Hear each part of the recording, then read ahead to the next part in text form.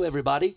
This is Bob Jackson from Walt Disney World's Port Orleans Riverside Resort, giving a big shout out to all his friends listening to the WDW Today podcast. I perform Wednesday through Saturday, and the show starts at 8:30 there at Port Orleans Riverside. Come on out. We'll be saving you a seat.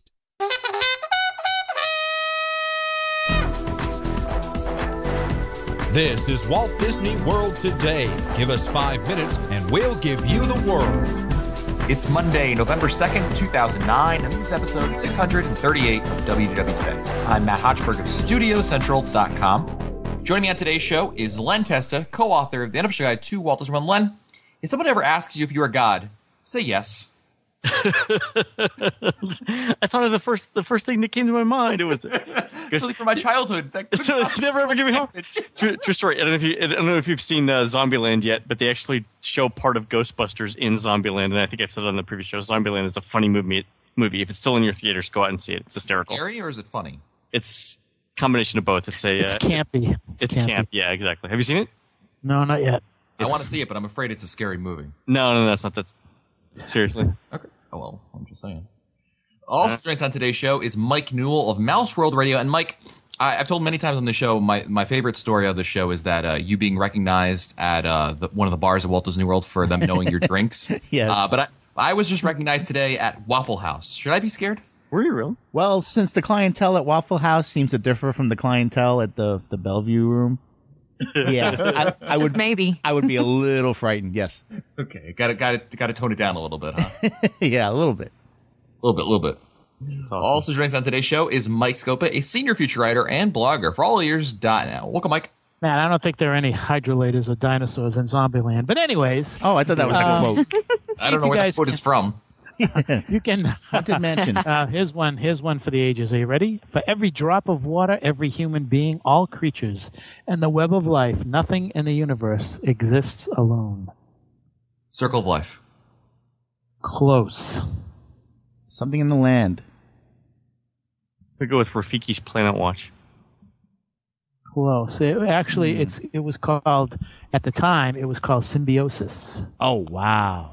I had that once, but a shot cleared it up. The rash go away. Exactly. And also joining us on today's show is the fabulous Annette Owens, the manager of customer relations and group services for MEI and Mouse Fan Travel. Welcome, Annette. Hey, guys. Hello. So on today's show, we're going to hopefully answer some questions about annual passes because, certainly a lot of people always ask us questions about, is it worth it? Sometimes it's not very clear answer, and certainly we wanted to help some of our listeners out with determining if an annual pass is the right decision for them. So let's start out with Scott from Tampa, who writes, I've been listening for about a year now, and in your responses to questions about getting or not getting an annual pass, your analysis and response always references the discounts that, quote, could be gotten on your room stay. Being a Floridian, we don't usually plan too far out in advance, but it seems my experience that annual pass discounts on rooms are hard to come by. Maybe not true with more advanced planning. So my question is, why isn't the analysis of getting an annual pass more based on the number of intended visits to the park, such that the person is going to visit enough days that just purely based on the price of admission getting an annual pass is the cheaper alternative? Then the other perks that come in with an annual pass, for example, room discounts, shop and food discounts, limited as they may be, and Tables of Wonderland card are just added benefits and not a factor in determining if you should get an annual pass or not. Well, one of the things is that we've always talked about what the break-even point is of the annual pass, and I think it would be short-sighted to just look at that as a reason for getting an annual pass, because many people may not have the opportunity to visit a park more than 8 or 9 days during a course of 12 months. So I think that at this point, with the way that the parking has gone up in price, with the way that a lot of things have gone up in price, including meals, I think that it's important to look at more than just the fact that going so many days is the break-even point. I think it's maybe 11 or 12, and I think it's 11 right now. From what I've heard from a cast member, they think it's 11 now. But I think that there are so many things you have to take in consideration. The economical climate has changed, so I think you need to really take a look at the whole package. And I think that you can very well justify an annual pass without having to go 8, 9, or 11 days. I totally agree with you there, Mike. I mean, I think what we're talking about here is somewhat, a lot of times when we're talking about bringing in these perks and how they factor into breaking even, quote unquote, I think that it has to do with also the fact that you have to, the people that we're really talking about here are the people that are just on that brink. And when you factor in those other discounts there, that can really put someone over the top in terms of making it a worthwhile purchase or not.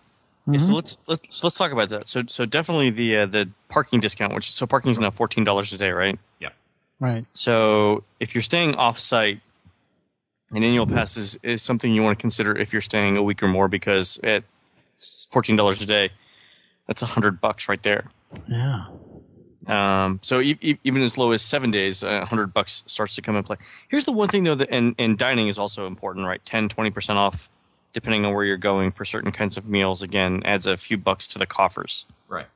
The thing that hasn't been as useful lately is when you're staying at a Disney resort, the incremental savings of an annual pass hasn't been as good. So with all the discounts Disney's doing right now, the annual pass holders are only getting about $10 more a night at the moderate and deluxe resorts versus the standard discounts that Disney's already throwing out there.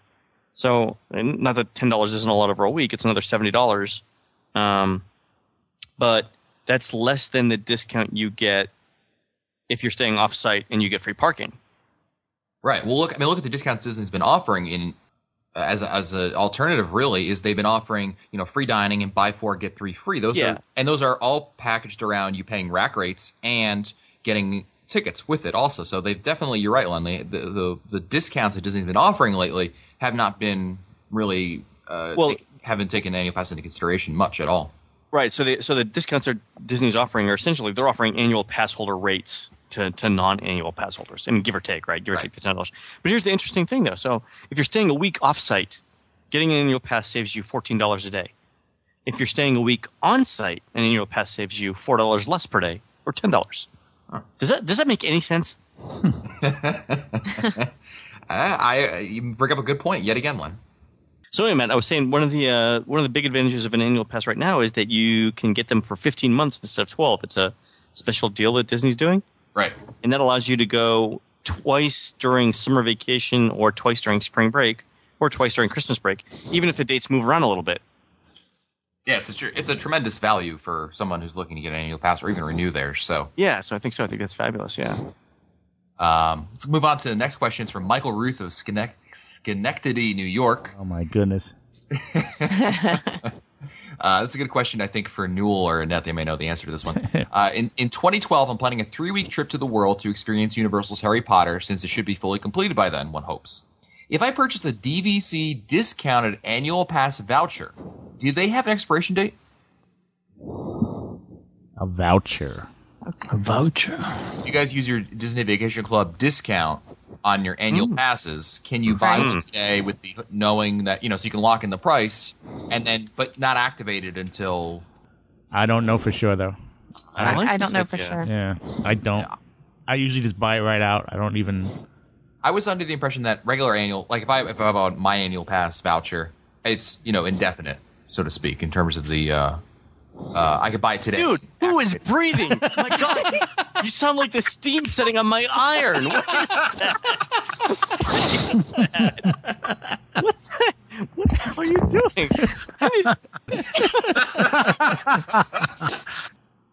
Next email is from Timothy Castor, who writes, I just got back from the world, and I'm now suffering PDD, post-Disney depression. So I'm starting to think about my next trip, which I hope will be very soon. I know it's not the best time of year to go in the summertime, but my birthday happens to fall during that, so I'm hoping that it'll work out. But anyway, here's my situation. I got an annual pass on my last trip, knowing that I'd be going at least one more time within the year. And I realized that to get free dining, you have to book a package which includes at least a one-day park ticket if I were to take that offer when it comes out next time. Obviously, with an annual pass, I don't need that ticket. So is there any reason why I couldn't lend my key to the world to a friend who lives in the area, allowing him to enter the park for the world for one day while I use my annual pass? Yeah, you could do it. Absolutely. Sure. They'd have to use it for, the entire time because their fingerprint or their finger biometric is going to be linked to the ticket, but so what? Yeah, no, I think he's just going to get it for one day, and, you could obviously also use that ticket just for your own knowledge towards your annual pass renewal later on. But if you want to bring your friend and have him or her join you and have some fun for one day, why not? Marty Doherty of Chicago wants to know, I'm an annual pass holder, first time, and I got this partly for the discounts at the Disney resorts. I've tried on several occasions to make reservations as soon as rates come out through MountSavers.com, which I found in the unofficial guide. Yay. I travel solo and always book when crowds are expected to be 4 or 5s from the unofficial guide. My question is this. Do they set aside like 3 rooms at each deluxe resort and that's it? I'm trying to book a trip for Friday, December 4th, and there are no deluxe resorts available using the AP discount, but there are plenty available using rack rates. Is it me, or is this kind of tacky way to treat annual pass holders? Go ahead. It's not great. I mean, is this typical that is he just running into a bad weekend, or is it typical that there aren't that many rooms available with the discounts generally? There are a limited number of rooms, but at the deluxe resorts, it depends on the resort. It should be, like you should always be able to get something at the Yacht and Beach Club, because those are some of the less popular deluxe resorts. You should also always be able to get something at Old Key West and Saratoga Springs. Yeah. Well, he adds this. However, it could be a bad weekend because it is Pop Warner weekend, and it's hard to find just about anything from the 4th until about the 15th of December right now. So there's not even anything on Cast Portal for a cast member discount. You can't get anything. Marty adds, though, I'm usually not this skeptical, but do they have annual pass holder room discounts just for marketing purposes without actually having the rooms, or is this legit offering? Again, I'm going at a very low time of year. I called as soon as they became available, and the economy is in the tank, etc. I can't believe all of the deluxe AP discounts were gone for such a slow weekend. And yes, I use a travel agent. What else? MEI and Mouse Fan Travel to help, but I also call myself from time to time. Not bad to check, because you never know when availability changes all the time. So you never know when an annual pass discount will come out. It's not always just on that first day. Sometimes that availability changes. People cancel reservations. It goes back into different inventory pools. So let me ask you this, Annette. When you were talking about discounts in general, I mean, do you find that it varies from offer to offer in terms of how many rooms are actually discounted? Are all offers generally, a small portion? I mean, what's the norm? Is it really like small percentages, medium? What you typically expect from an annual pass discount code? Well, it's not always typical. That's the problem. Right. It depends. If they have heavily booked weekends, especially before these before they announce discounts, those might not be blocked out, but there'll be very few rooms, because why are they going to offer them at a discount when they've already sold so many, such as Pop Warner and some of these other events that are going on? Why would they offer a discount? They're already discounting to large groups. So it definitely plays with what's already coming in and what they already have booked, because obviously Disney's not marketing to try and reduce everybody's rates that's already booked. They're trying to get other people to come in. Right. That makes sense. And adding a little something different scope, I think you can talk to this end with when we're talking about, especially early December, it's becoming a more and more popular time of the year than it has been in years past. Well, I think it's been popular for at least the last 12 or 15 years when Rad P started going down. And Rad P was the first group faction, if you will, who recognized that the first or second weekend in December was a good time to go down. The rates were low, the crowds were low, and you had all the holiday stuff. And then, of course, Mousefest came around, and now there's something called a reunion that's occurring this year. That's still only like 1,000, 1,500 people tops, though. That's not as big as, if you look at but Pop everything Warner. else still lend. But then you get Pop Warner. Then you have some kind of a racing group going down there too. Well, and isn't it also DVC? Don't they have their thing going on that weekend too? That's right. Yeah. And they have the D23 event also this year. Our next question comes from Ryan, who writes, I have an annual pass, and my wife still has 3 days left on her park hopper. But the kids, Connor, age 7, and Lorelei, age 3, do not have tickets. So rather than just get 3 days, I want to spring for the expense up front and utilize their tickets in 2010 as well. I'm trying to decide if I should get a 10-day park hopper with no expiration or annual passes. The annual passes are cheaper by about $100, but obviously would expire next October. But with the 15-month renewal passes in 2010, that'd be a better bet. Let me, before we answer the question, he has something else to add. We don't have solid plans for 2010 yet, but we usually go at least twice a year for 2 to 3 days at a time. We'll probably go over spring break early April and either October or December next year. To make the annual pass worthwhile, we need to go in October and then do a longer trip in April, which would be fine. What do you guys do in my situation? Plan the extra trips. Yeah, exactly. Again, if you're staying, the thing is if the economy gets better in 2011, so if he buys the annual pass in 2010 and the economy gets better in 2011, Disney won't have the substantial discounts that they're offering now. And then you're back to a situation where if you're staying on site, the hotel room discounts make up for any of the incremental difference between the annual pass and the 10-day no expiration. Okay, so you definitely, it sounds like, Len, then you're recommending that he go for it. Yeah, I think so. I mean, it's hard to look 15 or 16 months out, or even 20 months out on the U.S. economy, but I don't think we'll be in a similar situation where we are now. So I don't think Disney can't keep offering these discounts because that'll just be the rate then at that point. Right. Okay. Scopey, you agree? Go for the annual pass? I agree. Okay, very good. Next question is from Kim from East Harlem, New York, who writes, just found your podcast about a week ago, and I'm almost done listening to all of them. I love your show and how your personalities mesh. Yeah, that's a lot of it. Wow, that's impressive. Wow. I've been looking. Well, of course, this question could have came from like episode 200, so let's not. Oh, that's true. Yeah. Yeah. What's it dated? Good luck, and I hope you guys make it to episode 150. Right. I've been looking for a podcast about Disney, and I'm so glad I found you. I grew up in Tampa and have been to Walt Disney World about 15 times since the 1970s. We try to go every 2 years or so. I'm driving down from the New York City area, staying near Tampa for a few days, so we don't need a car. My 17-year-old son, his best friend, and I will be staying at All-Star Movies soon, for 5 nights. I can't pull him out of school for vacations. He needs September 2008. Go ahead. He needs every day of school he can get. I got our reservations through the horrible website, but called to get an ADR for Crystal Palace because the best friend has never been to Disney, and I wanted him to have a character meal. This has to be the least embarrassing for a 16-year-old boy. Probably. Here's my question. I'm considering buying my son and myself annual passes because I want to return for either Halloween or Christmas and possibly winter break or spring break. So that's 2 more times. I want to know if I go down for a long weekend without my son, if the annual pass is an ID and my brother could use it, his pass for 1 day or 2. I don't see the harm since I paid for it. I don't want to be doing anything dishonest though. Yeah, it's tied to his finger biometrics. So they won't unless they share the same finger. Yeah, which is odd.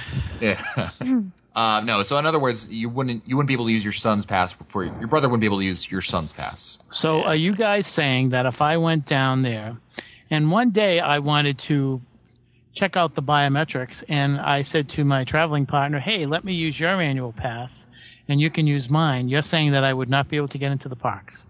Saying that it's not guaranteed and it does technically violate the contract that you agreed to. Yeah, you yelled at me for parking at the Polynesian, but you're willing to do that? I didn't say that. I'm guessing that during the morning, during the first hour that the park is open, I have a feeling that the biometrics are turned off. Well, the other thing to keep in mind, I mean, I've had situations where they just, even with the ticket, they just buzz you through because they don't want to be bothered by it. Right.